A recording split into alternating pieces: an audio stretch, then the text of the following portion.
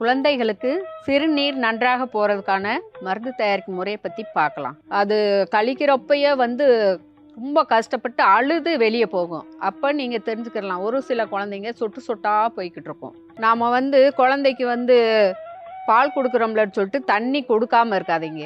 ஒரு சங்கு அந்த மாதிரி ஒரு நாளைக்கு ஒரு சங்கு 2 சங்கு வெது வெதுன்ற நீங்கள் குடிக்கிற தண்ணியை நல்லா ஆற வச்சுட்டு தொட்டு பார்த்துட்டு சங்கில் தாய்ப்பால் கொடுத்தாலும் உள்ளுக்க கொடுக்கணும். சிறுகன் இலை, ஒரு நாவல் இலை, 2ஐயும் நல்லா அரைச்சி எடுத்துருக்குறோம்.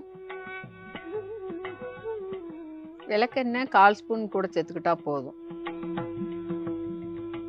இது 2ஐயும் ஒன்று சேர்த்து நல்லா கலந்துடணும். இப்போ நெய் விளக்கில் நல்லா முறிச்சு எடுத்துடலாம்.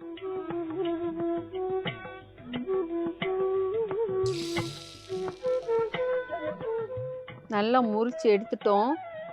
வெதுப்பான சூடு இருக்கான்னு நல்லா தொட்டு பார்க்கணும். இந்த சூட்டில் நல்லா வெந்துருச்சு, முறிச்சு எடுத்துட்டோம்.